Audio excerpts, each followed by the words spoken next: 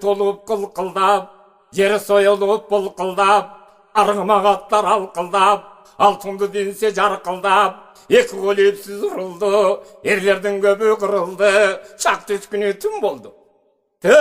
Бой тирешкен калың кол, эм бири-бирин көрбөс күн болдуң. Шымдак чамбасы бери жүрөт, чылбырын сүйрөп ат жүрөт, күрүсүлөрү биридей, күчтөр өлүп жатыптыр, барскандары биридей, балдандар өлүп жатыптыр, желигине жел жетпес, жериндер өлүп жатыптыр, тажылары башында, кандар өлүп жатыптыр, калкандар калкайып, чөкөнтөдөй даңкайып, шерлер өлүп жатыптыр. Эки кол эки бөлүндү.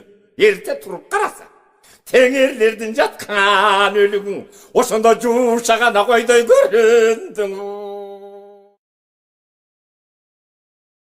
Балдарыбыздын эртеңки келечегин ойлоп, аларга кам көрүп, коопсуздугун сактап, ден соолугуна кам көрүп, улуу мурастарыбызды баяндап, кыргыз эли кылымдардан бери кырылбастан, муундан муунга, урпактан урпак өткөрүп сактап келе жаткан дастандарды, жомокторду, күйлөрдү, эң башкысы манас эпосубузду жаш жеткинчектерге жеткирүү биздин парзыбыз. Уядан эмнени көрсөң, учканда ошону аласың деген элибиздеги даана айтылган макал лакап улуу сөздөрдү ишибиздин негизги принциби катары кабылдап, салттык мурастар менен инновациялык технологиялардын жардамында жаш жеткинчектерге кыялындагы Кыргызстанды көз алдында элестетип, эңсөлөрүнө жеткирүү болуп саналат. Улуттун кызыкчылыгын ойлоп, улуу мурастарды туу туткан улуттук стандарт командасы ийгилик ишенимден башталат.